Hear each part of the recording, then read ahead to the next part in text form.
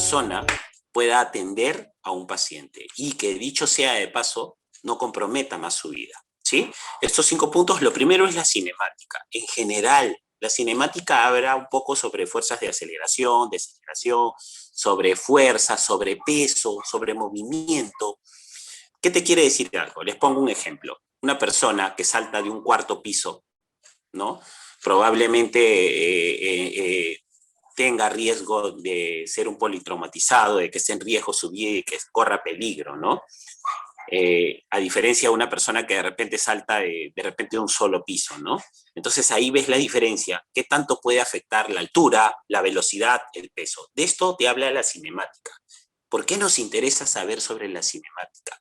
Porque la cinemática te va a dar el principio de lo que yo tengo que tener en mente para poder determinar si el paciente es crítico o no es crítico, o el paciente necesita una atención de urgencia o de emergencia. En el transcurso del curso nos vamos a dar cuenta de que es muy importante la comunicación. Y dentro de la comunicación está la base de poder dar información a la persona receptora, en este caso a la persona que recepciona la llamada de emergencia, ¿no? Entonces, la cinemática nos sirve para poder entender qué tanto riesgo tiene el paciente de comprometerse, y no solo eso, para poder saber qué necesito para atender a ese paciente. Ejemplo, si yo tengo, por ejemplo, un paciente que se quemó, yo ya estoy pensando en agua, ¿no? Porque el agua obviamente va a contrarrestar el efecto. Ya vamos a hablar de quemadura, pero de eso nos habla la cinemática. Si yo estoy pensando en una persona que tiene dificultad respiratoria, yo ya estoy pensando en oxígeno. Entonces, no solamente nos sirve a nosotros como personal, vamos a decirnos rescatadores, sino también al personal que recepciona la llamada y ya está pensando en todo lo que necesita para poder ayudar a su paciente. Para eso es importante la cinemática. ¿Qué es lo que sigue? La bioseguridad. La bioseguridad, punto número 2, y antes, como siempre yo lo decía, no menos importante, porque antes no nos dábamos cuenta que cosas tan básicas como lavarnos las manos, como ponernos guantes, como ponernos mascarillas, a veces hasta pareció una exageración. Hay un principio que siempre dice, cualquier orificio de entrada hacia el cuerpo, así sea un arete de una mujer, es un orificio o una vía de infección, ¿sí? Entonces, bajo ese principio yo me tengo primero que cuidar a mí como rescatador, ¿no? ¿Con qué? Ya lo sabemos, guantes, mascarillas, gorro, mandil, protectores, oculares. Entonces, con todo eso, yo me tengo que proteger. Primero yo como rescatador. Lo segundo es proteger a mi paciente. Definitivamente. Por ejemplo, si hay una herida abierta y es una herida infectada, desde ya, porque está abierta y está contaminada, pero no puedo aumentar el riesgo hacia la infección.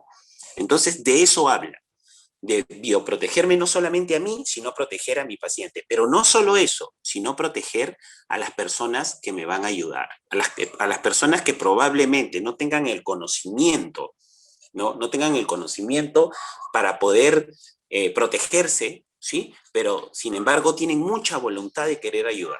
Ejemplo, por ejemplo, cuando una persona atiende a una emergencia en la calle y hay bomberos y de repente hay otro personal que quiera ayudar, que sea proactivo y que esté dispuesto a cargar, a levantar una camilla, estas personas no solamente se están arriesgando a contaminarse ellos, sino también a contaminar al paciente. Entonces, parte del rescatador, en este caso cualquiera de ustedes que puede estar, tiene que preocuparse no solamente por su persona, sino preocuparse para que todas las personas que te van a ayudar a atender esa emergencia se coloquen sus implementos de bioseguridad. Ahora, en cualquier lugar encontramos mascarillas, guantes, es fácil de conseguir. Antes no era así, antes era muy difícil y no todo el mundo andaba con un guante, con una mascarilla. Sin embargo, sí existe la posibilidad de que en el momento ustedes puedan conseguir otro objeto que les ayude. Ejemplo, y que quede claro que no es lo óptimo, que no es el gol estándar de lo que tienen que hacer en su momento, pero podrían utilizar en vez de guantes, de repente bolsa. Ahora, ustedes me dirán, ¿pero una bolsa? Sí, pues, pero es que en el momento yo no tengo guantes, entonces no me queda otra, y definitivamente no es lo óptimo, pero me ayuda a reducir las probabilidades de contaminación. Entonces, más aún si uno está preparado, si uno acostumbra que en todos los lugares debería haber implementos para la atención de emergencia, ¿no? Ahora, igual, Se les exige a los buses, se les exige a los taxis, se les exige a los restaurantes, a todos los lugares donde haya gente, deberían de tener un botiquín, y ya vamos viendo que dentro de ese principio, esas son las cosas básicas que debemos de tener. Entonces, para eso es la bioseguridad. ¿Qué es lo que sigue? La seguridad. Señores, ¿cuál es el principio de la seguridad? Nosotros como rescatadores somos más importantes que el paciente. Eso que quede claro. Se los digo porque si yo como rescatador no estoy bien o me lesiono en el transcurso de la atención del paciente, existe la posibilidad de que finalmente contamine o que me ponga en riesgo mi vida y que al final no pueda atender a mi paciente. Entonces, por eso que es importante que en la parte de la seguridad yo como rescatador esté bien. Estamos. Ahora, si nuestro objetivo principal y por el cual nosotros nos estamos preparando, nosotros nos estamos entrenando, ¿sí? Es el paciente, definitivamente estamos de acuerdo. Entonces, nosotros como rescatadores somos más importantes que el paciente. Y nuestro objetivo principal como rescatadores, y no solamente como personal de salud, es el paciente. Y por eso estamos ahorita, como yo siempre digo, entrenándonos para poder ayudar al que lo necesita. ¿Sí? ¿Qué sigue? El liderazgo. ¿Quién es el líder? En este caso, el médico, el enfermero que esté en la calle, el bombero. No, señores. El líder es la persona que tenga la actitud de poder ayudar a una persona en un momento dado de emergencia, en una situación crítica, obviamente basado en un conocimiento, también en una persona preparada. Puede ser cualquiera de ustedes, porque de repente en ese momento el enfermero, el bombero, pasan por una situación de estrés que en ese momento se quedan paralizados y no saben qué hacer para ayudar a su paciente. Entonces, bajo ese principio es la persona que tenga la actitud en el momento de poder tener el control de la escena, de esa situación que está generándole alguna lesión a un paciente y pueda liderar. ¿Qué significa ser líder? Dar órdenes, pero que no dar órdenes gritando, sino que la gente que te ayuda entienda que eres una persona que tiene el conocimiento para poder atender esa emergencia, ¿sí? ¿Qué es lo que sigue? Y lo último, el enfoque, la evaluación hacia el paciente. Y miren que después llegamos al quinto paso, después de estos cuatro primeros, y nos damos cuenta que recién llegamos al paciente. Y entonces, ¿qué es lo que tiene que sentir nuestro paciente para la atención? Nuestro paciente tiene que sentir que nosotros tenemos el conocimiento, que sabemos cómo vamos a ayudar al paciente, que somos la persona idónea y capacitada para poder atender a una persona, en este caso, en una emergencia. Entonces, basado en eso, esa persona se va a dejar ayudar, porque ella se va a sentir angustiada, ansiosa, adolorida, quejumbrosa, porque está pensando que se va a morir, y por eso llegamos nosotros para darle la calma, la tranquilidad y poderle hacerle entender que no solamente la vamos a ayudar, sino que somos la persona más capacitada para atender a nuestro paciente. ¿Sí? Y entonces, basado en estos 5 principios, son los que tienen que tener en cuenta para poder atender a una persona en una situación que le genere una lesión en el cuerpo. Cinemática, bioseguridad, seguridad, liderazgo, enfoque y evaluación hacia el paciente. ¿Sí? ¿Una más?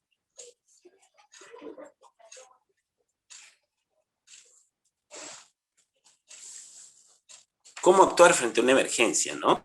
Usted puede ayudar, tenga en cuenta que el accidente por ser un imprevisto nos genera sorpresa, incertidumbre, angustia, ansiedad, ¿no? Entonces, ¿qué tenemos que tener en cuenta? Esa persona tiene que saber que nosotros la vamos a ayudar, porque se generan muchos pensamientos encontrados, situaciones que la persona va a creer que se va a morir. Esto asociado a que obviamente hay una incertidumbre de que pueda venir otro carro, digamos que fuera un choque y te pueda lesionar. Entonces, uno tiene que conservar la tranquilidad para poder actuar con rapidez y seguridad. Eso es muy importante. Ahora, definitivamente es una situación que con el transcurrir de esa situación de emergencia va fluyendo, y que quede claro que no solamente es una situación para que el personal de salud diga yo voy a tener el control. No, señores, lo podemos hacer todos. Entonces, hay un principio: si yo no sé lo que voy a hacer, mejor no toco al paciente y trato de calmarme hasta que llegue una persona que pueda tomar el control de la situación. En este caso vemos una imagen número 2.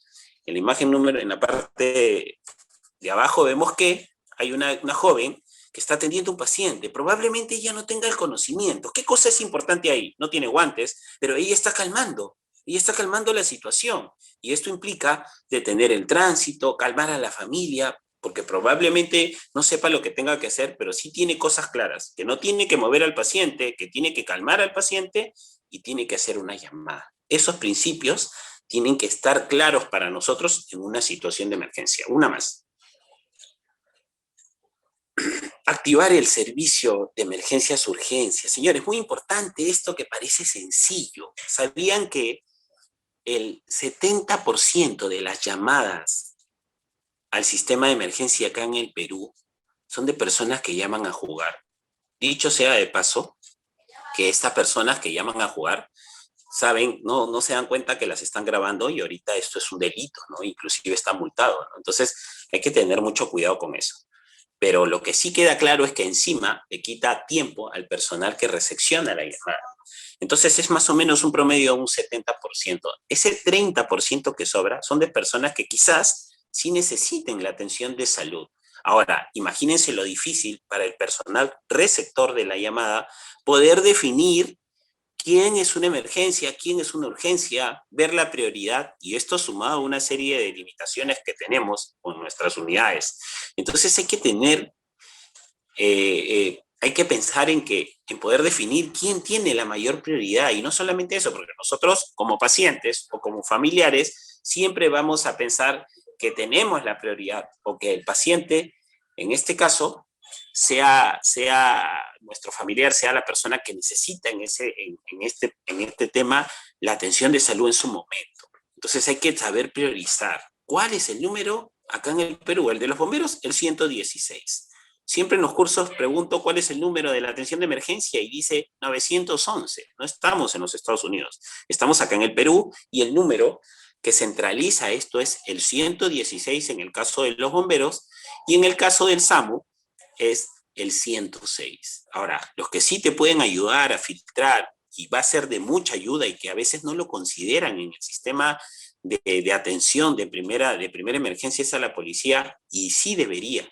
Porque, por ejemplo, si fuera un accidente de tránsito, una situación que conlleve a una serie de factores que se van a volver caóticos, la policía nos va a poder ayudar con eso. Entonces es muy importante que nosotros sepamos estos números: 116, 106 y el 105. Y en el caso de una zona urbana, si ustedes estuvieran en su centro de labores, que no siempre esté adecuado a un sistema de salud, sería importante también tener los números digamos que del serenazgo, de las ambulancias cercanas, hacer las coordinaciones. Uno se tiene que preparar antes para que en el momento de la emergencia no tengas problemas con el tema de la atención. Entonces, filtrar, hacer comunicación para poder tener listo el sistema de salud. Vemos ahí a un joven con un teléfono en la mano, de mucha importancia en cuanto a la atención de una emergencia, ¿sí? Nos va a ayudar mucho a comunicarnos, a poder llamar, pero este teléfono también tiene la parte negativa, que muchas veces la persona tiene una emergencia, empieza a grabar, ¿no? Y empieza a tomar imágenes de la escena, ¿no? Entonces, ¿por qué es que eso no ayuda? Porque estamos acostumbrados siempre, cuando estamos en la casa y vemos alguna atención y movemos la cabeza y decimos qué mal la atención del paciente. Y sin embargo, no nos damos cuenta todas las cosas que se van engranando en el momento de la atención de una emergencia, y que no es fácil, y que quizás para personal entrenado se filtre mucho mejor, porque obviamente ya se habituaron, porque es su tipo de trabajo.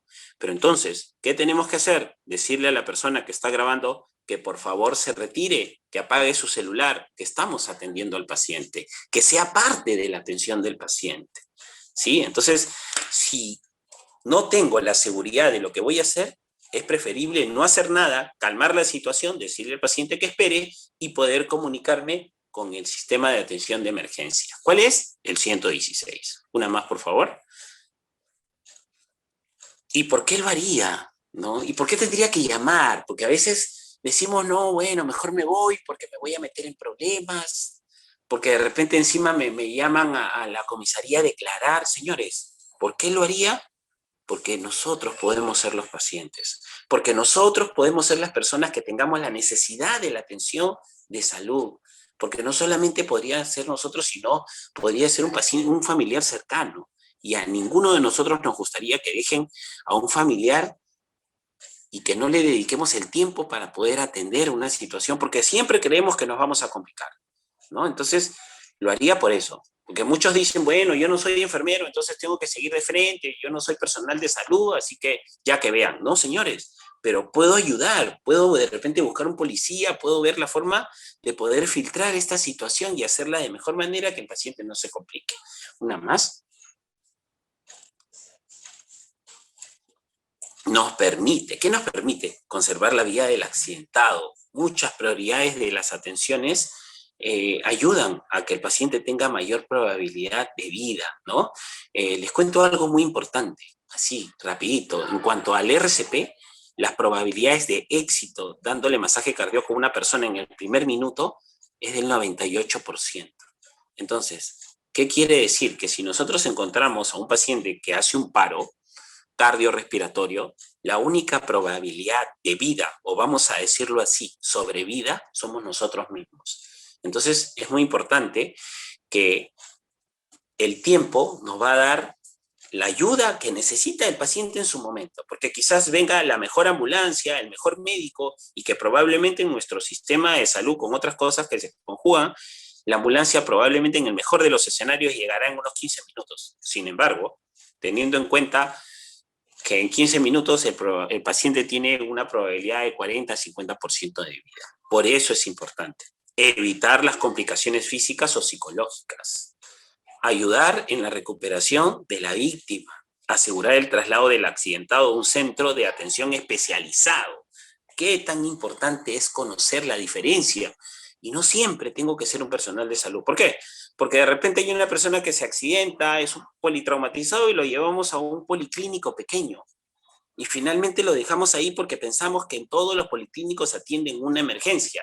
Señores, no. Y no porque no quieran, sino que no tienen el equipamiento adecuado. Entonces tenemos que tomar decisiones adecuadas para saber en dónde puedo llevar yo a mi paciente. Hay una regla principal. Sin importar el tipo de seguro que tenga o el tipo de régimen que tenga de atención cada paciente, ya sea que sea de salud, ya sea que sea particular, ya sea que sea del CIS o del MINSA, en una situación de emergencia donde se pone en riesgo la vida del paciente, uno se puede atender en cualquier centro de salud, pero que quede bien en claro. Hay centros de salud pequeños que no tienen atención de emergencia y lo dice afuera. Entonces, si no dice que tiene atención de emergencia o urgencia, no se los van a recibir. Pero si es un hospital donde sí tiene atención de emergencia, por ley de emergencia van a tener que aceptarlo hasta que su vida, digamos que el paciente esté estable, y ahí sí hay que derivarlo o trasladarlo a otro centro hospitalario. Una más. Tenemos 3 palabras importantes: proteger, avisar y socorrer, ¿no? Proteger a uno mismo y la vida del paciente. Ya lo hemos hablado en la parte de seguridad. Avisar, dar alerta a una persona que tenga conocimientos, en este caso a la policía para que pare el tránsito, ¿no? O a una persona que de repente me pueda ayudar. Y socorrer, auxiliar a la víctima. Hacia eso vamos a apuntar hoy día, hacia lo que vamos a hacer en la atención de un paciente. Una más. Reconocer y asegurar el lugar, ver si el lugar es seguro, ¿no? Si de repente no pone en riesgo mi vida de que venga otro carro y me atropelle, ¿sí? Existe el peligro inmediato, ¿cuántos heridos hay? Hay que hacer un triaje bastante rápido, asegurar la zona, si hay espectadores que puedan ayudar. Entonces, si yo soy el líder y le digo, tranquilo, ¿sí? Y busco a alguien que me pueda ayudar, decirle a las personas que se alejen, que no estén cerca, que por favor me ayuden, que todos se retiren un par de metros, que paren el tránsito, darle la tranquilidad a esa persona que está accidentado, ¿sí? Y si cuento con la protección y si mi vida no se pone en riesgo, ahí vemos una persona que está tendida en el piso, un lugar al costado del pase peatonal, su bicicleta está hacia un lugar, probablemente el conductor atropelló al ciclista. Entonces, tenemos que aprender a definir. Primero, calmarlo. Probablemente el conductor tenga que bajarse, me puede ayudar llamando por teléfono, entonces todo eso va a ir fluyendo. Una más. Pedir ayuda. ¿Qué tan importante es la información que yo tengo que dar cuando llamo a un sistema de emergencia? ¿Qué es lo que tengo que brindar, ¿no? Primero, ¿quién soy? ¿Quién es la persona que está llamando? En este caso, ¿qué le interesa a la persona que recepciona tu llamada? ¿Quién eres? Nombre completo. ¿Por qué? Porque es que esa persona te va a ser responsable en algún momento si está jugando. Porque como les dije, el 70% de llamadas al día al sistema de emergencia es de gente que llama a jugar. Entonces, por eso es muy importante para, en este caso, la persona receptora, poder saber quién es el nombre que está reportando la emergencia. ¿Qué más? Dar el lugar específico del accidentado, ¿no? Probablemente no tengo una dirección exacta, pero que le diga, me encuentro entre la cuadra 5 y a ellos van a buscar de la avenida Perú, por ejemplo, o entre la cuadra 20 de la avenida Arequipa, Competituar. Entonces es una forma de que el sistema de salud pueda saber cuánto tiempo le va a conllevar llegar hacia esa emergencia o poder atender a ese paciente, ¿no? Y dar una buena descripción del paciente, ¿no? Probablemente no sepa su edad, pero decir, tengo un paciente varón entre 20 a 23 años que se encuentra atendido, que lo atropelló el carro, que se quemó, que se desmayó. Esa información es muy importante, ¿sí?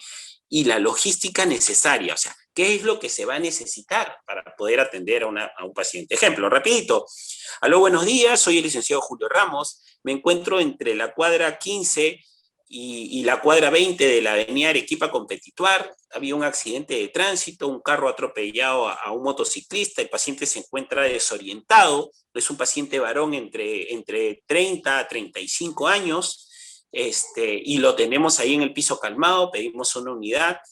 Quiero saber en cuánto tiempo. Ahora, no solamente esa información tiene que ser específica para el receptor, sino también para la persona que llama. En este caso, nosotros, como ¿Tiene mantequilla la rescatadores, Mercedes? como rescatadores, tenemos que tener en cuenta de que quiero saber quién es la persona que recepciona la llamada, porque también tengo que hacerle a esta persona partícipe de esta situación. Entonces, en este caso, si yo fui el que llamé a la emergencia, tengo que preguntarle, dígame su nombre, por favor, para esperar, quiero saber, ya, digamos que te diga Carlos Ramírez, ya Carlos, quiero saber en cuánto tiempo tu unidad va a estar acá.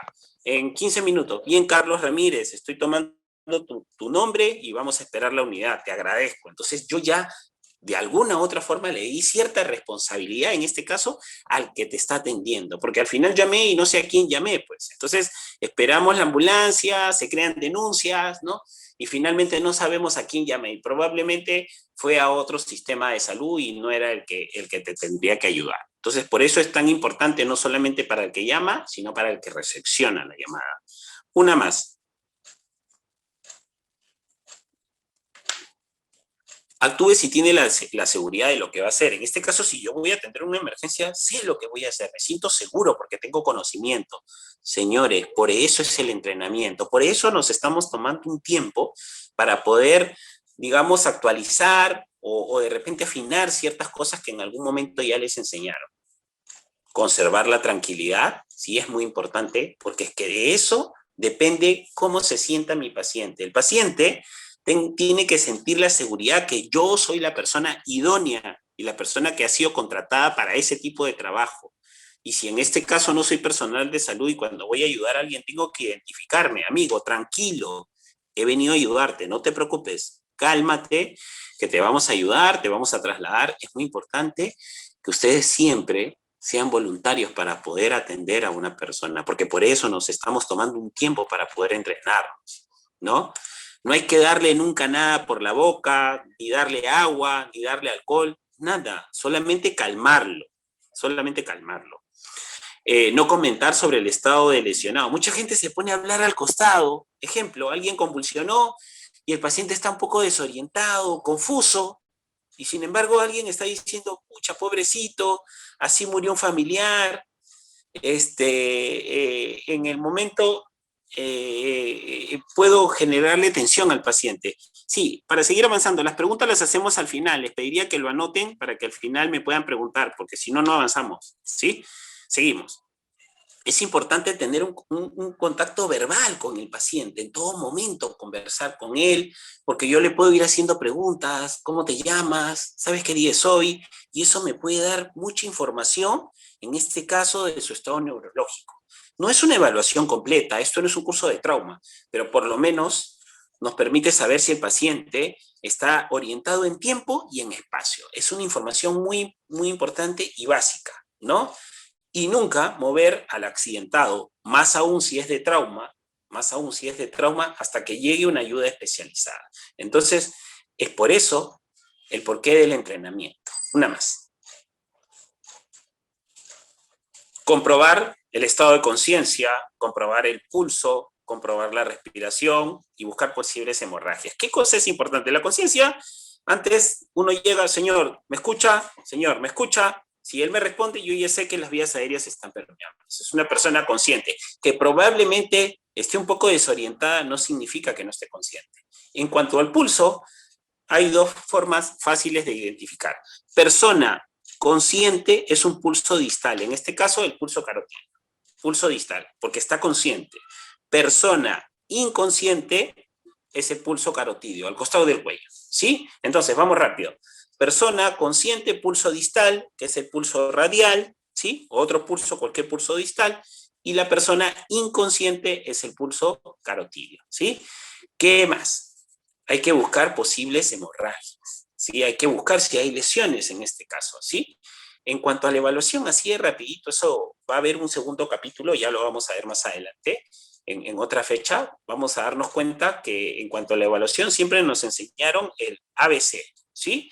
Aire, ventilación, circulación, el AD neurológico y E que es exploración, pero que ahora se ha incluido algo muy importante en cuanto al trauma, que es el XABC, ¿sí? El XABC habla, si es que existen hemorragias, lo primero que tengo que colocar en X es el torniquete. Y es que por eso que el torniquete es X, y de ahí sigue la evaluación del ABC, ¿sí? Pero es que eso más o menos es un adelanto de lo que vamos a ver más adelante, ¿sí? Una más.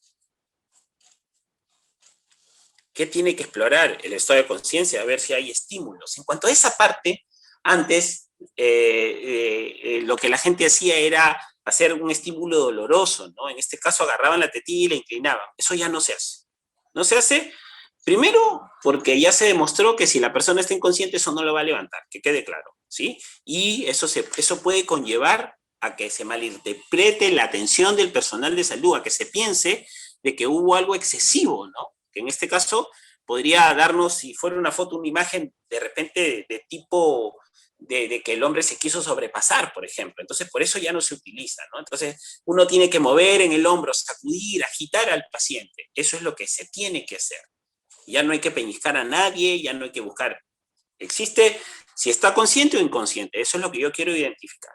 En cuanto al pulso, si hay pulso carotidio, obviamente si es una persona inconsciente, y la respiración si hay movimientos torácicos, si se expande el tórax, ¿sí? Antiguamente existía en cuanto a la RCP algo que se llamaba el ver, escuchar y sentir. Eso ya no se utiliza.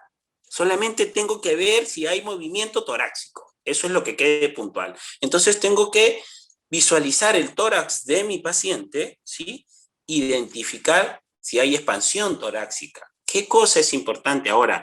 Sabemos que por el tema del COVID no me puedo acercar mucho a mi paciente, ¿sí? Si es que el paciente estuviera tendido en el piso, lo primero que tengo que hacer es, ¿sí? Si me puedo colocar guantes, me los coloco y tratar de acomodarle la mascarilla, porque probablemente se le bajó y puede ser un foco de transmisión del virus del COVID. Entonces, le coloco su mascarilla bien, se lo vuelvo a colocar, me la coloco yo y ahí recién le hablo y lo puedo sacudir.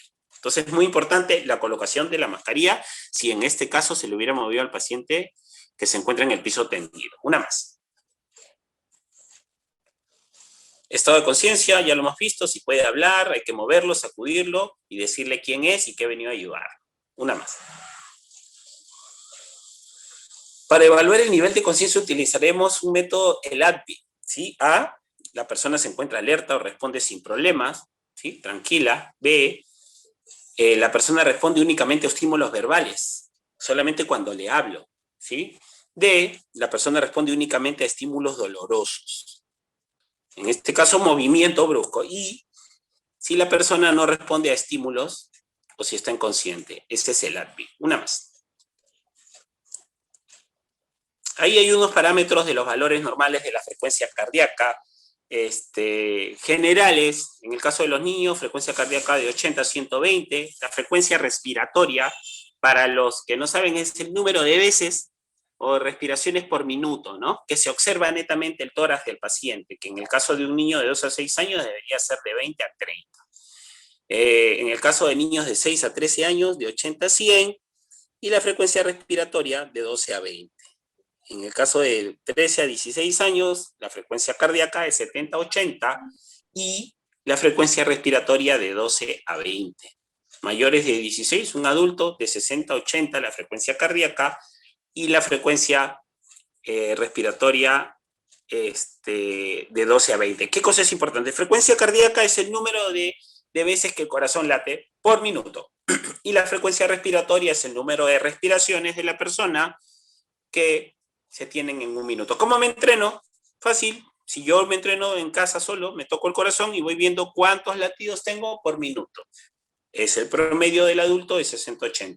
Y las respiraciones, las expansiones o el número de veces que respiró por minuto. Una más. Para localizar lesiones, cabeza, buscar heridas en el rostro siempre con guantes, para ver si hay lesiones, fracturas oculares, hay que observar el cuello si hay deformaciones o bultos, el tórax, valorar si existe dificultad respiratoria o heridas o hemorragias, ¿sí? En cuanto a la zona abdominal, si la pared abdominal está depresible, suponer si hay hemorragia, si está dura, tensa, ¿no? Y en cuanto a las extremidades, buscar posibles fracturas y esguinces. No se preocupen con esta parte porque vamos a ir a lo que realmente nos interesa, la atención del paciente. Una más. Quemaduras, ¿sí? Cosa frecuente, no solamente en nuestras casas, sino en un centro de labores, ¿no? Y vemos a esa persona que está con un ungüento en la mano, con una persona que recién se ha quemado. Ese ungüento, para que sepan varias cosas, el medicamento a nivel internacional que se utiliza para las quemaduras es la sulfadiazina de plata, el 1%, ¿no? Entonces todo el mundo te dice, échate la cremita que para las quemaduras. Señores, nadie se preguntó para qué sirve esta crema, ¿sí? Una de sus principales funciones o su principal principio por cual se utiliza y por qué a nivel internacional indican o prescriben, en este caso los médicos, esta crema, es porque tiene un efecto necrosante. ¿Sí? Quizás nunca escucharon el término, ¿no? Ayuda a que el tejido se cicatrice y lo elimine, ¿sí? Entonces, sí es cierto que esta crema está indicado para la atención de las quemaduras, pero no deberían de enseñárselos en un curso de primeros auxilios. ¿Por qué? Porque para empezar, esta crema, si uno digamos que se la unta al paciente en una quemadura, lo que va a terminar pasando es que voy a sellar la zona y esa zona va a seguir generando lesión.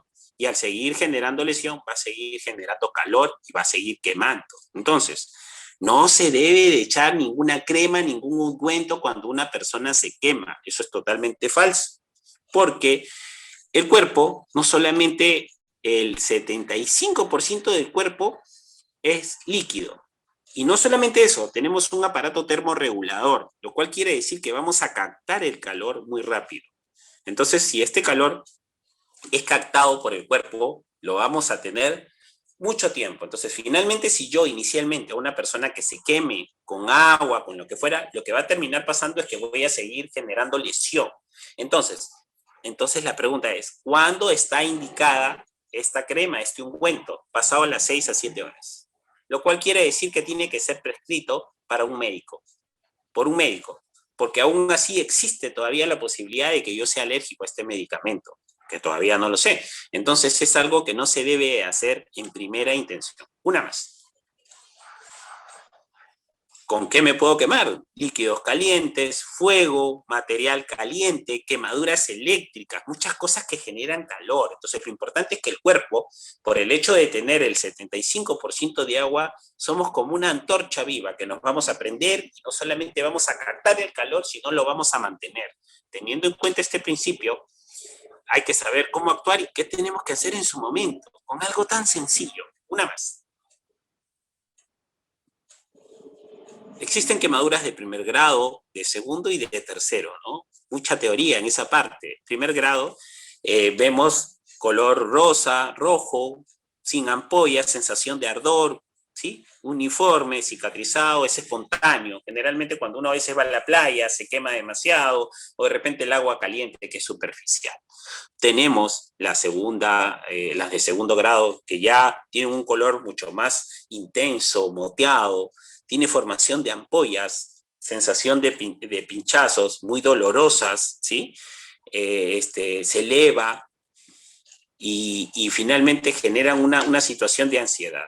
Tenemos las quemaduras de tercer grado, generalmente blancas, café, quemada, chamuscada, vamos a decirlo así, sin ampollas, sin sensación de pinchazo, no dolorosas, ¿no? Entonces acá nos llama algo la atención, el término no dolorosa. Entonces decimos, pucha, pero si es una quemadura de tercer grado y no duele, qué raro. Entonces prefiero las de tercer grado, ¿no, señores? Para empezar, entre las tres que hemos hablado de primero y segundo y de tercer grado, nada es continuo.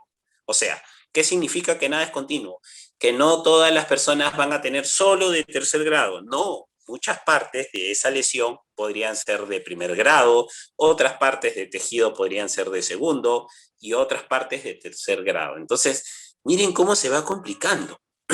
Entonces, finalmente, uno va a tener las lesiones, digamos en la parte que yo me he lesionado voy a tener partes en las que va a ser de primero, otras de segundo y otras de tercero. Entonces, desde ya va a ser una lesión que me va a doler, que me va a arder, que encima que es probable que tengan ampollas y es probable también que sean chamuscadas, sean profundas, ¿no? Una más.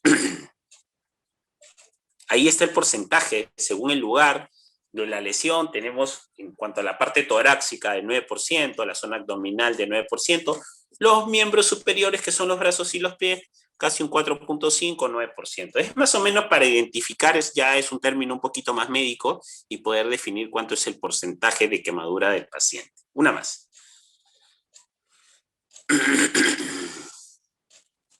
Una más, por favor. ¿Qué es lo que tengo que hacer? ¿Qué es lo que tengo que hacer? ¿Cuál es el manejo de esa atención de emergencia? Lo más básico y lo más sencillo. Señores, el agua.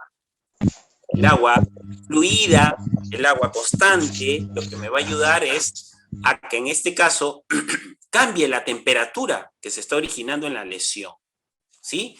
Por ahí vienen algunas preguntas. Sí, ¿tiene que ser agua helada? ¿Tiene que ser agua tibia? No, tiene que ser agua corrida. Eso es lo que tiene que haber, porque es que el agua me va a permitir fluida cambiar la temperatura que está generando lesión del paciente, ¿sí?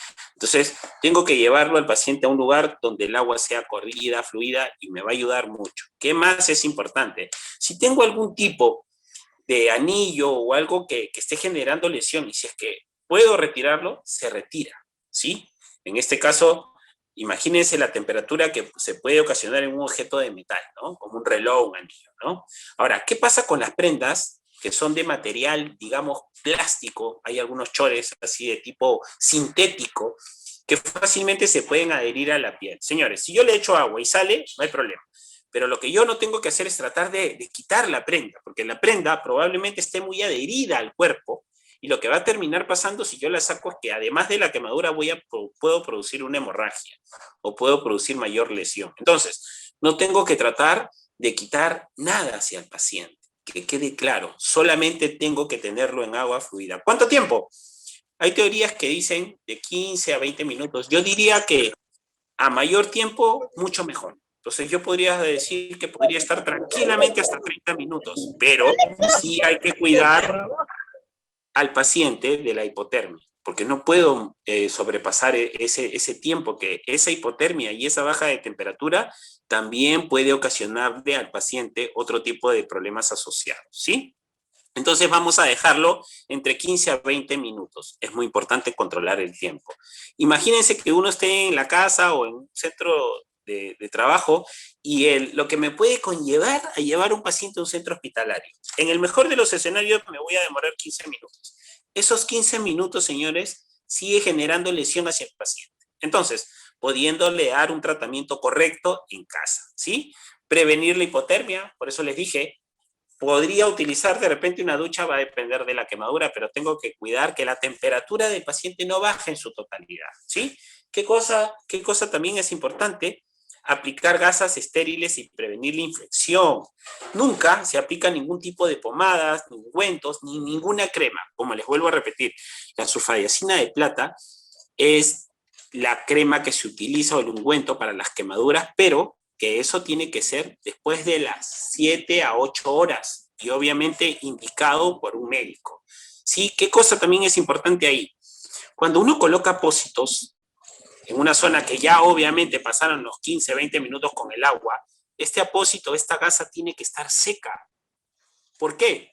Porque si yo le coloco un apósito húmedo, voy a generar calor, porque es como que se está vaporizando, ¿no? Entonces voy a generar que esa gasa, o en este caso puede ser una toalla, una manta húmeda, va a generar calor y eso va a generar como una vaporización en la zona. Entonces, lo único que tengo que colocar es una gasa o un apósito limpio en el lugar hasta que pueda ser trasladado a un centro hospitalario. Obviamente esto va a reducir el riesgo de infección, ¿sí? Entonces, punto 1, mojar a mi paciente 15 minutos. Punto 2, colocar un apósito gasa. Pero me van a decir, de repente no tengo gasa. Señores, podría colocar de repente una toalla, un pañuelo, algo que obviamente esté limpio. ¿Sería lo óptimo? Definitivamente que no, que quede claro. Lo óptimo sería gasa. Pero, de hecho, me permite que haya menos riesgo de infección hacia el paciente. ¿Sí? Una más, por favor. O base, obstrucción de la vía aérea por cuerpo extraño. Algo muy común, señores, parece sencillo. ¿Quién no se atragantó en la casa? ¿Quién no estuvo comiendo de repente algún alimento y se atoró con un pedazo de hueso, con un pedazo de pan, ¿no? Y todo el mundo te dice, primero, te dice, ¿sabes qué? Come arroz, come pan, toma agua. Señores, nada de eso se tiene que hacer. Entonces, la base es que a nadie que tiene alguna obstrucción por un cuerpo extraño, se le tiene que hacer comer o tomar algún tipo de líquido. Eso es el primer principio y de ahí vamos a ver cuáles son las acciones que corresponden. Una más, por favor. Existen dos tipos de obstrucción. Primero, el síntoma universal del atragantamiento que tú puedes ver es cuando alguien se está como que agarrando el cuello, como que si se estuviera asfixiando. Es lo primero que vas a observar. A veces nos pasa a nosotros solos. Nos ha ocurrido en muchas situaciones que estamos comiendo, estamos en la casa, de repente viendo una película y nos atragantamos y nos ponemos ansiosos y no sabemos qué hacer. Para eso estamos acá. Existe la obstrucción parcial y total. Lo primero, la persona está consciente, ¿sí? Normalmente presenta una respiración ruidosa, a eso le vamos a llamar estridor, ¿sí? Puede presentar una coloración azulada, ya no está oxigenándose como tiene que ser y se puede llevar las manos al cuello. ¿Qué es lo primero que yo tendría que hacer en ese momento, no? Tratar de decirle, si es que yo visualizo el objeto y si estoy entrenado, si lo visualizo y si existe la posibilidad de retirarle, en este caso, el objeto que le estoy obstruyendo, lo puedo hacer. Pero siempre con algo muy importante, el entrenamiento, porque si yo no estoy bien entrenado, no estoy seguro, lo que va a terminar pasando es que lo voy a introducir más y voy a convertir esa obstrucción de parcial a total, ¿sí? En el caso de la total, vamos a ver, uno puede perder la conciencia rápidamente, porque obviamente la obstrucción es total y ya no va a respirar, es como ahorcar a alguien para que deje de respirar, ¿sí? La persona no puede hablar o respirar o toser, no emite ningún ruido y se muestra la víctima inconsciente. ¿Qué tengo que hacer? Si ya está tendido en el piso, ya se desmayó, RCP. Lo vamos a ver más adelante. Una más, por favor. Acá va lo que nos interesa y qué es lo que tenemos que hacer con estas personas. Primero, ¿sí? Yo tengo que incitar al paciente a que tosa, ¿sí? A motivarlo, vamos, tose, bótalo, bótalo. Eso significa motivar a mi paciente. Vamos, escúpelo, bótalo. Y él tiene que toserlo y tratar de toserlo, ¿sí? Lo estimulo, lo motivo a que él tosa.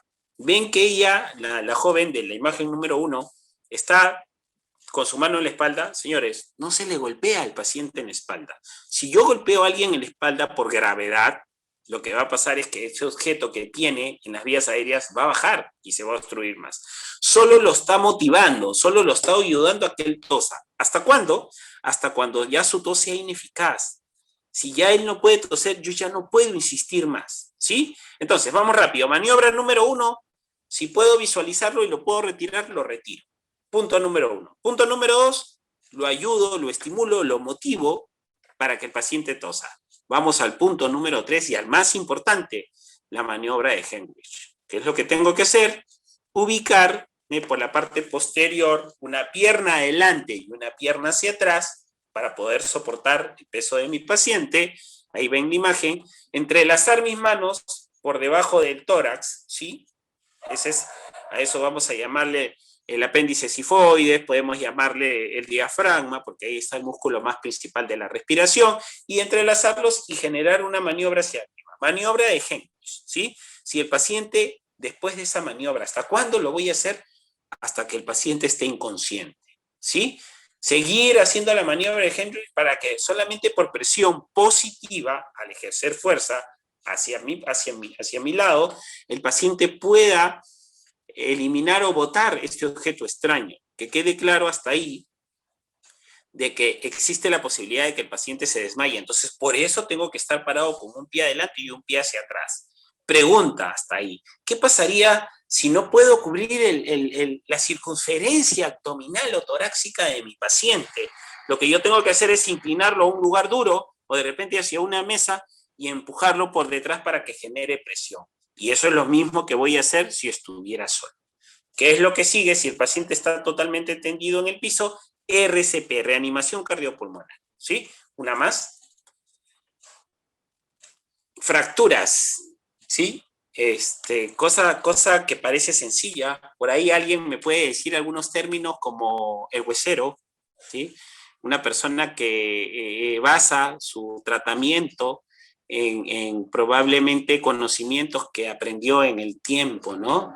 No estamos acá para criticar a nadie, pero lo que sí queda claro que para diagnosticar una fractura hay que verla, ¿sí? Y vamos hacia eso, vamos a apuntar hacia lo que tenemos que hacer. ¿Cuáles son los síntomas de una fractura? Dolor, ¿sí? Deformidad, ¿sí? Crujido. Entonces podemos tener 3 síntomas: dolor, deformidad o crujido. Si tengo esos 3 es una fractura. Señores, totalmente falso. Podrían estar todos estos o no podría haber ninguno, ¿sí? Y una persona podría estar fracturado. Inclusive hay gente que dice, si lo puede mover no está fracturado. Totalmente falso. Totalmente falso. Entonces, la sintomatología no es un principio base para poder determinar una fractura. Eso que quede claro. Una más.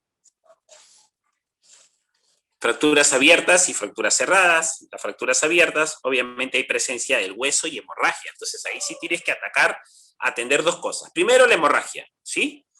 ¿Cómo trabajo con mi hemorragia? Podría colocar un apósito, una gasa, sin ejercer movimiento, ¿no?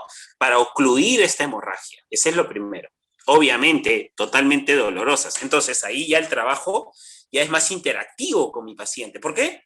Porque ya tengo que abocarme a calmarlo. Porque recuerden que ustedes no andan con un botiquín de medicina ni pueden administrar medicación. Entonces, tengo que calmarlo. Listo. Decirle que no se mueva, ocluir en esta parte la hemorragia, ¿sí? Y no moverle esa zona. En las fracturas cerradas hay deformidad, hay hematoma, hay disminución del movimiento. Señores, como les vuelvo a repetir, esa sintomatología podría ser variada, pero no es determinante para poder saber si una persona tiene una fractura o no. Una más. Manejo, por lo que estamos acá. Examinar primero el área afectada. Miren este tipo de lesión de esa persona. Es un basquetbolista, una fractura abierta, totalmente traumática, dolorosa, angustiante, invasiva por donde la veas. Miren todo lo que se puede ocasionar en solamente un partido de básquet. Sin embargo, está asociado a muchas cosas. La gente que mira, él se angustia, la gente se tapa los ojos, él se pone nervioso. ¿Qué tengo que hacer? Controlar la hemorragia, eso es lo primero, porque va a sangrar, ¿sí? Entonces tengo que ver la forma de controlar. Indicar que el paciente no se mueva. Luego hay que movilizar la fractura en el sitio de la emergencia. Colocar una férula. Sencillo, suena sencillo, ¿no? ¿Qué cosa es importante con esta férula? Lo primero, que la férula es simplemente un objeto que podría ser una tabla, que podría ser un cartón grueso, ¿sí?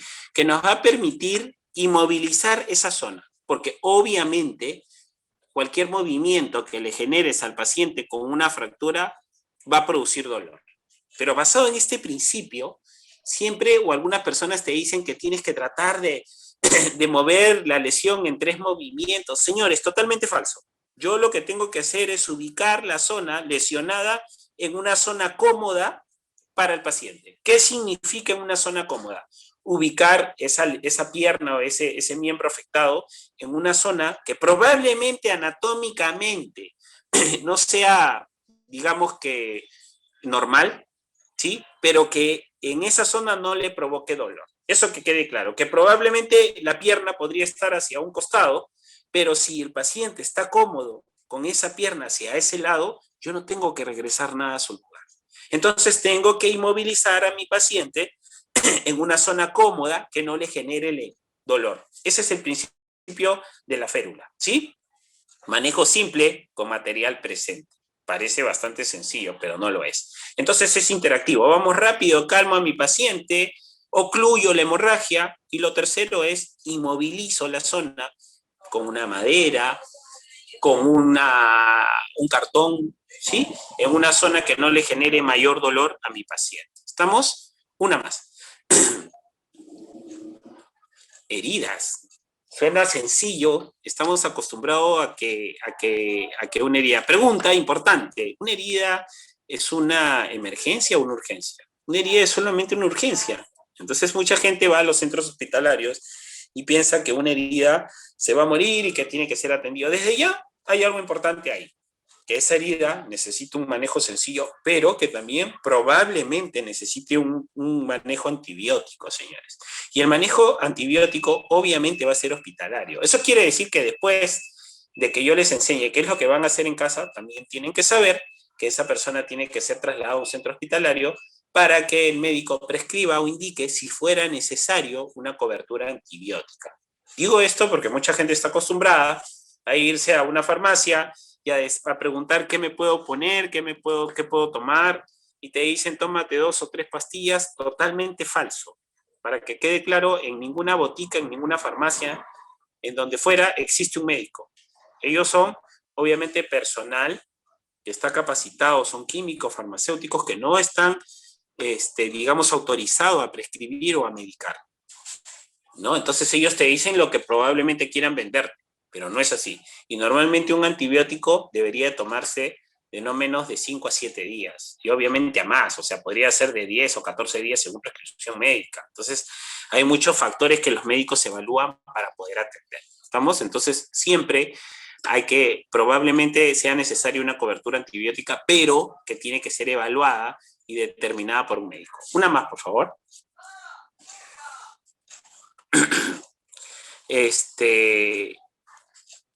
Antes de pasar al tipo de sangrado, vamos a darles el tratamiento de las heridas. ¿Qué es lo que primero hay que hacer con una herida simple? Lavar con agua y jabón, ¿sí? Hacer un buen lavado, un buen barrido de la zona, limpiar bien, y después de que se ha hecho un buen lavado, lo que tengo que hacer es, probablemente, si fuera necesario, llevarlo a un centro hospitalario. ¿Qué cosas no se tienen que hacer con una herida? Echarle ningún ungüento, ninguna crema, ni violeta genciana, ni timolina neonar. Y lo que todo el mundo hace es abrir una pastilla y echarla en la herida. Totalmente falso. En donde venden pastillas que dicen abrir en caso de emergencia y echar en una herida. Entonces, es totalmente falso. Los antibióticos vía oral han sido direccionados para que sean tomados vía oral, ¿no? No son para que se abran las cápsulas y para que se echen en la pierna. Eso que quede claro, ¿sí? Y obviamente los ungüentos sellan las heridas y no dejan ventilar. ¿Y por qué digo ungüentos? Porque por ahí existen algún tipo de polvos como el sulfanil. Señores, eso no va a ayudar, es totalmente falso, porque lo que va a ayudar es a sellar la herida tiene mayor probabilidad de infectarse. Es simplemente agua y jabón.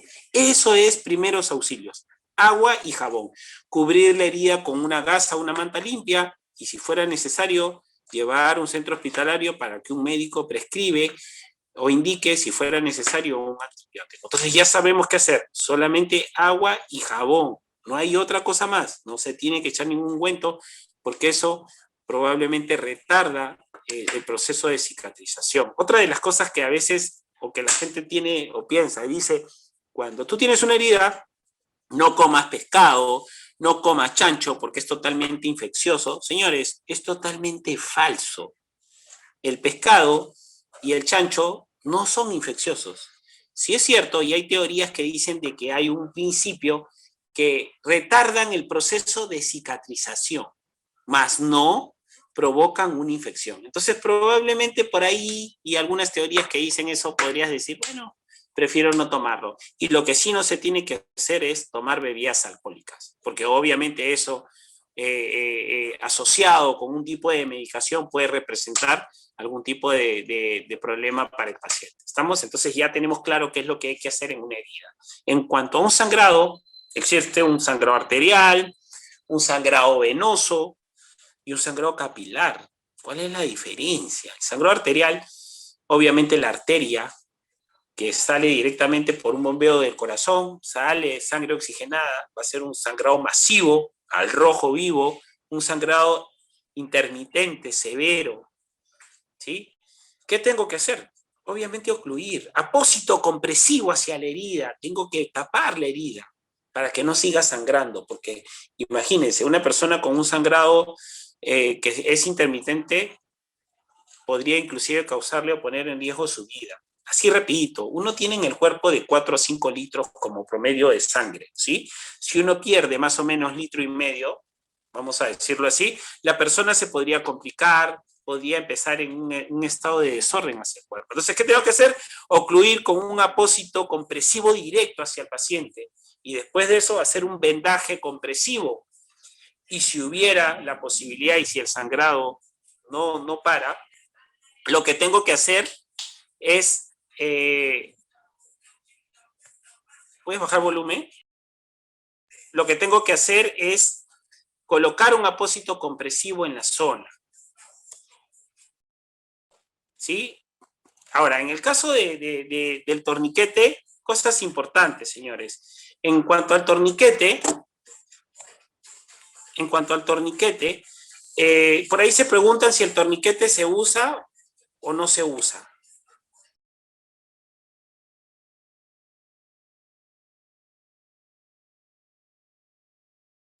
A las finales, Sale, que sale.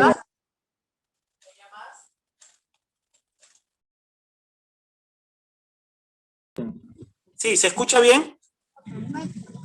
Sí, sí se escucha. Ya, seguimos. Entonces, ¿qué se tiene que hacer? Un apósito compresivo en primera intención. Inclusive se puede utilizar la opción de un apósito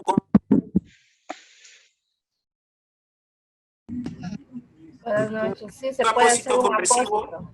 Y ahora sí, un apósito compresivo en primera intención, un Wow. apósito compresivo en segunda intención y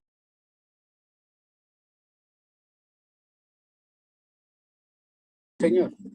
¿se escucha? Yo había Ya, ahora puesto sí. el mute sin querer. Discúlpame. Ya, ahora seguimos. Ya, vamos de nuevo. Apósito compresivo, señores, en primera intención, apósito compresivo en segunda intención, y si no para el sangrado, vendaje compresivo. ¿Estamos? Ahora, ¿qué pasa si el sangrado no para? Sigue intermitente. La pregunta es, ¿tengo que sacar para verificar? No, señores, nunca se retira. Nunca se retira. Lo que tengo, dale atrás, Mariori, por favor. Lo que tengo que hacer en la de sangrado. Y lo que sigue es, y lo que sigue es colocar un torniquete.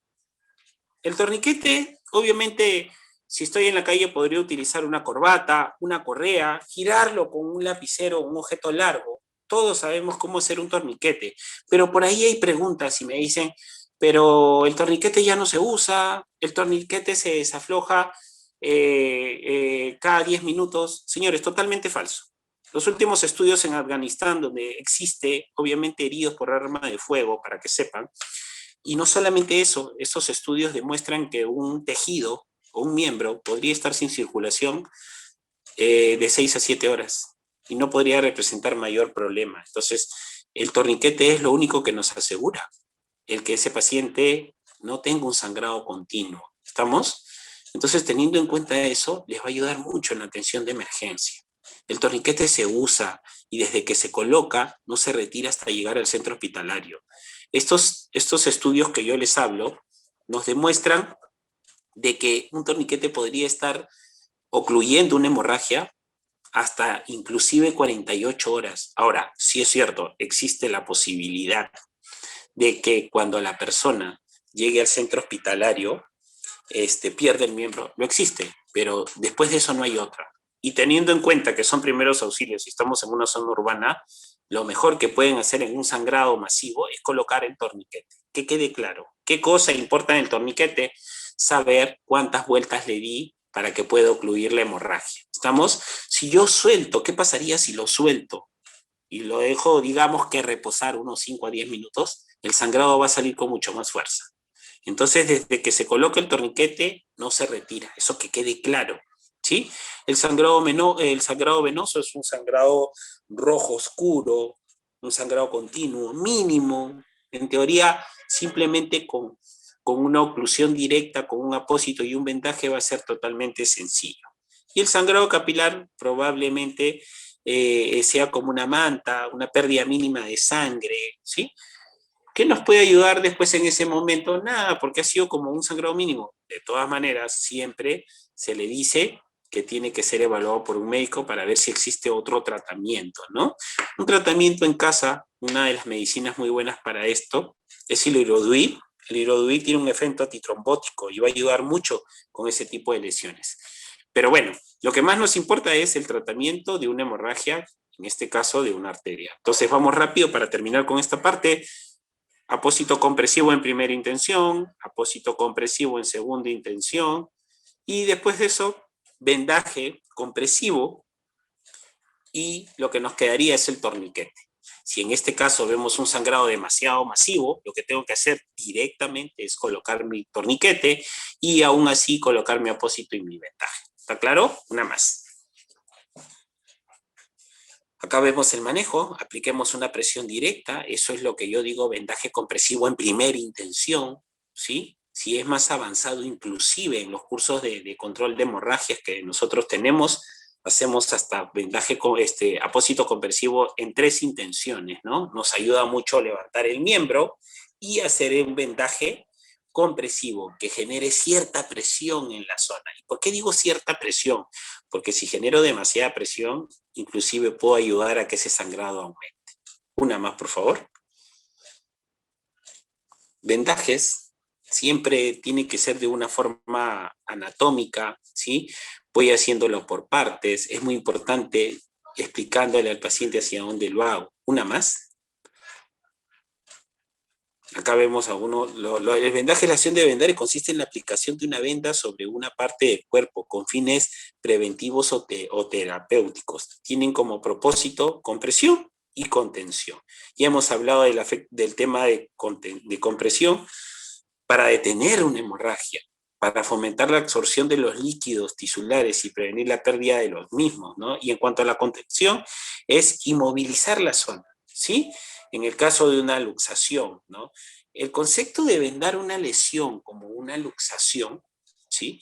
¿En qué nos va a ayudar, chicos? En realidad, en limitar el movimiento, porque ese movimiento va a generar más inflamación y más dolor, ¿sí? Por eso es muy importante limitar el movimiento. Y corrección para inmovilizar una parte del cuerpo y corregir deformidades. Esto de corregir son teorías que en lo personal no estoy de acuerdo, porque yo siempre he dicho, no tengo que corregir nada ni llevar nada a su lugar. Lo que tengo que hacer es inmovilizar a la persona en un lugar cómodo que no le genere lesión. Así esta posición anatómica no sea probablemente adecuada, pero si no le genera dolor es la zona en la que se tiene que quedar. Una más. Circular son los tipos de vendaje. Eso en el caso de una emergencia o de primeros auxilios, ustedes van a escoger. Siempre voy a empezar de arriba hacia abajo, ¿sí? Y tratar de ir vendando la zona. Otra más. Otro tipo de vendaje en espiga, esto es un poquito ya más estético, que va a ser, digamos que direccionado triangular, pero finalmente la parte estética no es tan importante en la primera atención. Lo importante es generar el objetivo de comprimir una hemorragia y de inmovilizar una zona afectada por una lesión. Otra más. Hasta ahí, muchachos, cosas importantes, y lo que nos faltó es la parte de las lesiones. Mario anda poniendo RCP mientras que les explico sobre las contusiones. En cuanto a las contusiones, hay algo importante, ¿no? Que eso es una contusión cuando se inflama alguna articulación, en este caso los llamados esguince, ¿sí? ¿Qué es lo que yo tengo que hacer cuando una persona está jugando fútbol o está caminando, baja de una escalera y se doble el tobillo? Lo que se tiene que hacer es, primero, inmovilizar la zona. Lo segundo, el maravilloso hielo. El hielo funciona como analgésico, funciona como antiinflamatorio, ¿sí? Y como analgésico inclusive. ¿Cada cuánto tiempo? Probablemente de unos 15 a 20 minutos cada 3 a 4 horas. Entonces, lo primero que tienen que hacer en una lesión que produce una inflamación en alguna articulación es colocar hielo. Eso es lo que uno tiene que hacer. ¿Estamos? Y definitivamente existe la probabilidad de que esta lesión sea una lesión, digamos, inflamatoria y que no sea directamente, que no tenga una fractura, pero la única forma de diagnosticar una fractura es con una radiografía, una placa de rayos X de la zona, ¿sí? Ahora vamos a ver la parte del RCP. El RCP que ustedes tienen que aprender porque es muy importante si una persona se nos decompensa. Mario, y ponme la imagen del RCP, por favor.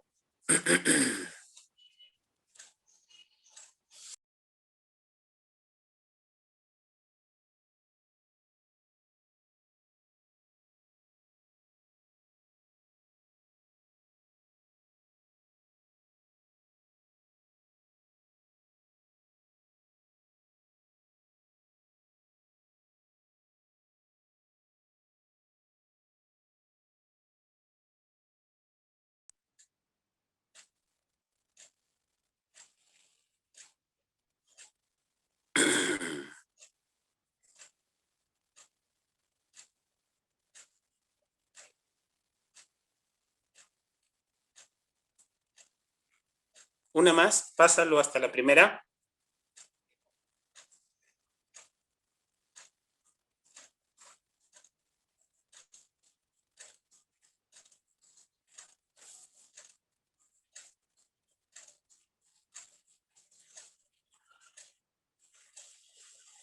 Listo, temario. Ahí déjalo. Cadena de supervivencia. Señores, ¿por qué es tan importante la reanimación cardiopulmonar? El paro cardiorrespiratorio es obviamente cuando el corazón deja de latir. Y lo que sí tenemos que tener en claro que esta reanimación tiene algo muy importante que es el tiempo. Señores, la probabilidad de sacar a una persona en un paro, en primera intención, como primera respuesta es, en el primer minuto es del 98%. Entonces, lo cual quiere decir que la única probabilidad de vida de que va a tener una persona en un paro somos nosotros. Porque en este caso, si llega una ambulancia o una unidad médica, va a demandar de mucho tiempo hasta que pueda llegar a atenderlo. Entonces, por eso es muy importante entrenarnos. ¿Qué nos dice el eslabón? Primero, llamar al 116 por teléfono, darle información del paciente, iniciar el masaje cardíaco, que lo vamos a hacer, ganar tiempo. En este caso, la desfibrilación temprana, debería haber un equipo DEA, que es un desfibrilador externo automático, y los cuidados post-reanimación. Una más. El proceso del RCP, ya lo hemos visto, seguridad de la escena, hay que ver el estado de conciencia del paciente, si está consciente o está inconsciente, pedir ayuda, liberar las vías aéreas, ¿sí? Aperturar las vías aéreas, ver la ventilación, la circulación, y el masaje cardíaco que van a aprender es el 30x2. 30 masajes por 2 ventilaciones. Y después se les va a asociar al DEA. Vamos a hablar un poquito del DEA rapidito. El DEA es un equipo portátil, es un equipo que te dice qué es lo que hay que hacer. ¿Sí? Ustedes se preguntan, ¿y estos equipos deberían haber en todo lugar? Sí, debería haber en todos los lugares donde se aglomere gente, en estadios, en universidades, en colegios, en las estaciones del tren. ¿Por qué? Porque es un equipo que funciona sencillamente, que lo único que hay que hacer es colocarle los parches, prenderlo y el equipo te dice lo que hay que hacer. Una más. El proceso de la seguridad, el estado de conciencia, ya lo hemos visto. Una más. ¿Qué es lo que primero tengo que hacer? Llegar a mi paciente y moverlo, agitarlo y preguntarle, señor, ¿me escucha? Señor, ¿me escucha? Ese es el momento en el que yo voy a evaluar el estado de conciencia, ver la expansión torácica y ver el pulso carotidio. Tengo 10 segundos para observar pulso carotidio, ¿sí? Porque recuerden que está inconsciente, mover a mi paciente y observar si hay expansión torácica. Si el paciente no tiene pulso carotidio y no tiene expansión torácica, asumo que mi paciente está en un paro cardiorrespiratorio y activo mi cadena de vida. ¿Sí? ¿Qué más hay que hacer en esa parte? Tengo que liberar mis vías aéreas. Si el paciente tiene un objeto en la boca, en este caso puede ser algún tipo de alimento o inclusive podría ser algún tipo de prótesis dental, lo primero que tengo que hacer es tratar de retirarlo, ¿sí? Pero si por algún motivo no lo puedo retirar y eso puede generar lesión o puede generar sangrado, lo dejo ahí. Por dos cosas. Primero, porque puedo producir una hemorragia y segundo, porque le quito estabilidad a la mandíbula. Entonces, lo más importante, si no se puede, dejarlo ahí. Y recuerden, en el caso del COVID, tendría que acomodar mi mascarilla en una forma que no me contamine directamente. Una más. En cuanto a las vías aéreas y el cómo tengo que aperturar mis vías aéreas, ¿sí? ¿Qué es lo primero que tengo que hacer? Existen dos tipos de maniobras. Vamos a la primera. La primera es solamente elevación frente-mentón. Tengo que aperturar mis vías aéreas. Es una maniobra manual que me permite aperturar mis vías aéreas. La segunda, que ven en la imagen del costado, es una tracción mandibular.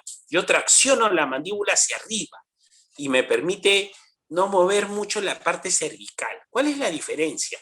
Que la tracción mandibular generalmente se tiene o se da para personas de trauma o que tengan sospecha de algún tipo de traumatismo. Ejemplo, a personas que han tenido un accidente de tránsito, ¿no? Entonces, a ellos se le hace tracción mandibular.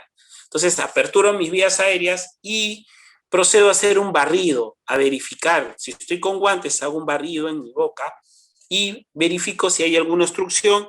Y recuerden, si es que tiene alguna prótesis dental y si se puede retirar superficialmente, la retiro. Pero si no fuera de esa manera, lo mejor es dejarla en esa ubicación porque puedo generar una hemorragia o mayor lesión. Una más. Verificar el estado de conciencia rápido. Esta parte de verificar ahora ya no tiene que ser tan cercana por el tema del COVID, ¿no? Lo que hay que hacer en esa parte es colocarle bien la mascarilla, no acercarme tanto al paciente porque existe la posibilidad de que me contamine, ¿sí? Me alejo un poco, le coloco bien su mascarilla y verifico si hay expansión torácica, si el tórax se expande y a su vez puedo verificar en esos 10 segundos el pulso carotídeo. Una más. Ahí está, ahí podemos ver cómo él verifica el pulso carotídeo. Ustedes ahí en su casa pueden verificar la zona y pueden tocarlo. Entonces voy a buscar. Recuerden, si hay ausencia de pulso carotídeo y expansión torácica y el paciente está inconsciente, asumo que mi paciente está en paro cardiorrespiratorio. Desde ahí activo mi cadena de vida. Llamo al 116, le doy mi nombre, le digo que tengo un paciente entre 40 a 45 años, como pueden ver la imagen, les doy mi ubicación exacta, les digo que el paciente está en paro, les digo cuánto tiempo y inicio mi reanimación. Una más. ¿Qué cosa es importante en el masaje cardíaco? 30 por 2, 30 masajes por 2 ventilaciones. 30 masajes por 2 ventilaciones. Señores, tengo que poner el talón de la mano dominante por encima del tórax de mi paciente en la parte de la línea media mamilar o donde termina el tórax. La otra se entrelaza con mi primera mano y mis brazos sirven como bisagra. El peso de mi cuerpo sobrecae sobre el paciente. Inicio mi masaje cardíaco. ¿Qué cosa es importante? Que tenga una profundidad de 5 a 6 centímetros, o sea, más o menos 3/4 de compresión de la cavidad torácica. Entonces tengo que comprimir 30 masajes por 2 ventilaciones, en un ciclo de 5, o sea, 5 veces 30 masajes por 2 ventilaciones. Después vamos a ver cuál es la salvedad por el COVID y me van a preguntar, ¿pero qué puedo hacer con ventilaciones? Ahorita lo vamos a ver. Una más. Ahí vemos la ubicación, 30 masajes por 2 ventilaciones. En el centro del pecho hay que permitir que el tórax se expanda. O sea, si yo comprimo, tengo que levantar un poquito para que el tórax se termine de expandir completamente. No menos de 5 y no más de 6 centímetros de profundidad. Las compresiones tienen que ser continuas, sin interrupciones, porque recuerden que estoy haciendo la función del corazón. Ahora, ¿qué pasaría si yo obviamente no le puedo dar las ventilaciones?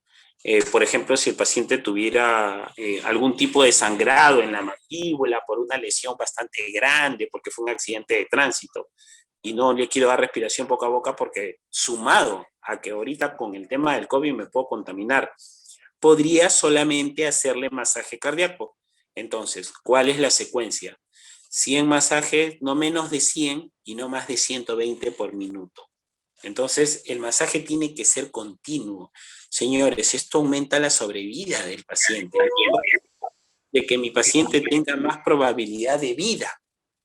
Entonces, es muy importante que uno tenga que reconocerla. El reconocimiento precoz es muy importante porque me va a ayudar a activar de que el paciente tenga posibilidades de vida, ya que en el primer minuto la probabilidad de éxito es del 98%.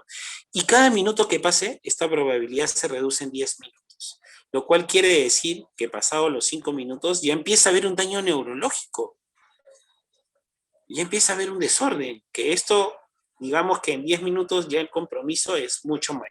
¿Sí? Entonces, ¿cuál es la opción? Si no le doy las ventilaciones, 100 masajes, no menos de 100 masajes por minuto y no más de 120 por minuto. Una más. El proceso en cuanto a un personal, obviamente, entrenado, y no solamente entrenado, sino que se encuentre con un dispositivo, bolsa, máscara, válvula, que es el AMBU, mal llamado AMBU, podría darle las ventilaciones. Pero cosas importantes si ustedes son personal de salud.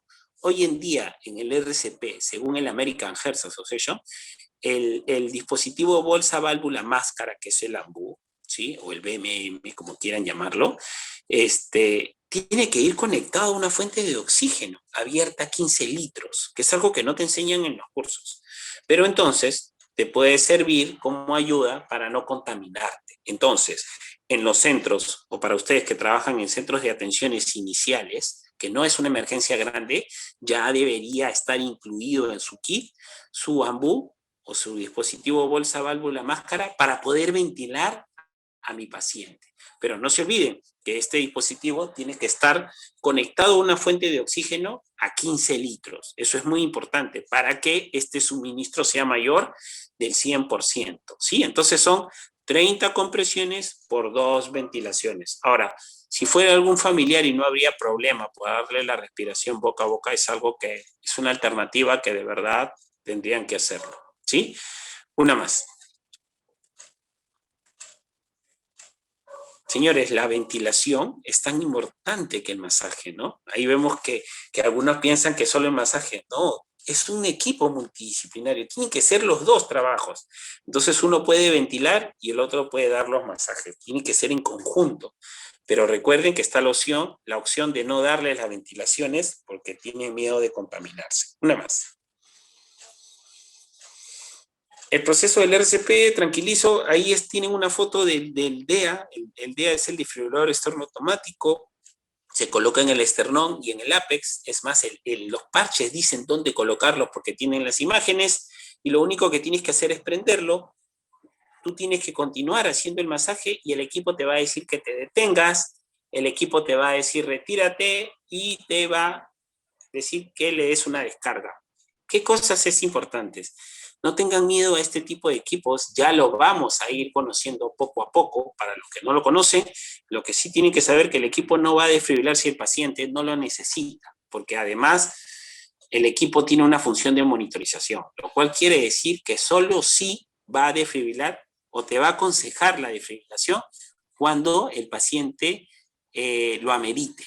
Eso es lo importante, porque el equipo te habla y te dice lo que hay que hacer. Uno más.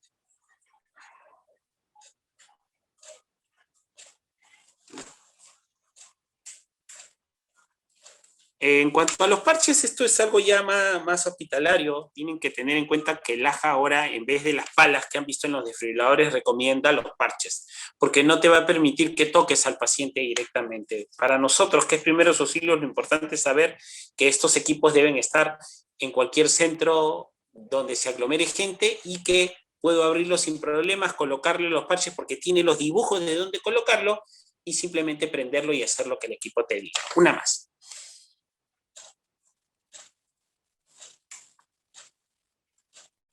Ahí está el proceso del RCP, activar el sistema de emergencias, iniciar el RCP y 30 compresiones por 2 ventilaciones.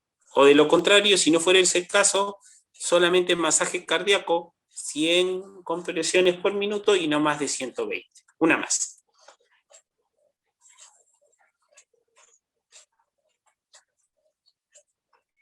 Listo, muchachos. Esto es en cuanto al RCP. Vamos a tener unos minutos para sus preguntas. Si alguien tiene alguna duda, de verdad espero que este grupo esté en la segunda fase porque ya vamos a ir evolucionando un poco más en la atención. Recuerden que es primeros auxilios, es la primera atención. Si alguien tiene alguna pregunta, puede hacerla sin ningún problema.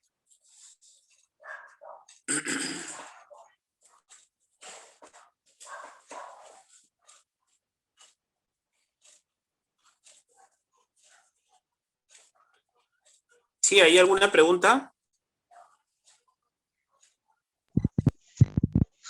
Una consulta. El tema esa de las quemaduras, buenas tardes. El tema Sí, buenas tardes. Muchos acá, por ejemplo, en Argentina, dicen que hay que ponerse, ¿cómo se llama? Pasta dental, otro crema, pomadas, cuando solamente hay que ponerlo directamente abajo del agua. Ya.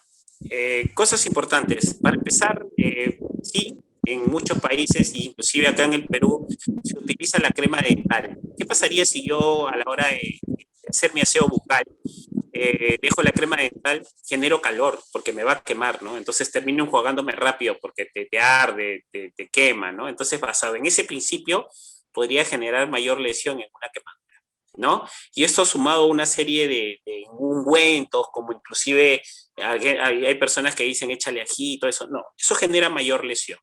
Entonces, que quede claro que solamente tiene que ser agua, porque los ungüentos, además que sellan, generan lesión. Ahora, en cuanto al agua, el agua, si es en un recipiente que tiene agua, esa agua tiene una temperatura constante. Y esa temperatura constante es de, digamos que si yo pongo un termómetro, tiene solo una temperatura. Y esa temperatura no va a variar. Sin embargo, en el agua fluida va a permitir de que varíe y yo pueda permitir enfriar mi lesión, porque yo quiero cambiar la temperatura de mi lesión. Entonces, por eso tiene que ser agua chorro.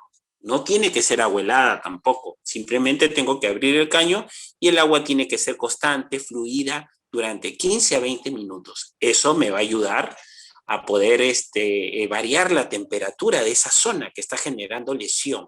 Ahora, en cuanto a la sulfadiazina de plata, es algo que se utiliza acá, en Argentina, en Europa, les vuelvo a repetir, tiene un efecto necrosante, tiene un efecto antiinflamatorio, además también de antibiótico, pero es un ungüento que se echa después de las 6 a 7 horas post quemadura, hasta que yo esté seguro que la temperatura de esa lesión ya haya bajado, ya haya obviamente reducido, y obviamente bajo el principio de que tiene que ser por prescripción médica, ¿sí?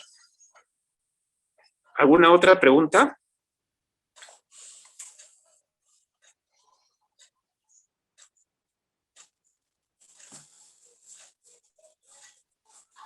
Buenas noches. Sí, buenas noches. Tengo una consulta. No tengo un claro conocimiento de cómo hacer un torniquete, cómo preparar. ¿Me podría explicar levemente, por favor? Sí, claro, mira, varias cosas. Para empezar, existen tipos de torniquetes tácticos. El término táctico es un término militar. Para que de ahí con tiempo lo puedas buscar, existen los torniquetes CAP, existen los torniquetes SOLF, que son torniquetes netamente militares. Inicialmente, hace ya más de 20 años, se crearon los torniquetes tácticos, pero estos fueron asociados a una zona urbana. Entonces ahora también se venden torniquetes totalmente civiles. Para empezar desde ahí, ¿cuál es el principio? Es simplemente una correa con un objeto tipo lapicero, ¿sí? Que en realidad es un plástico bastante duro, que lo único que te va a permitir que al girar va ajustando.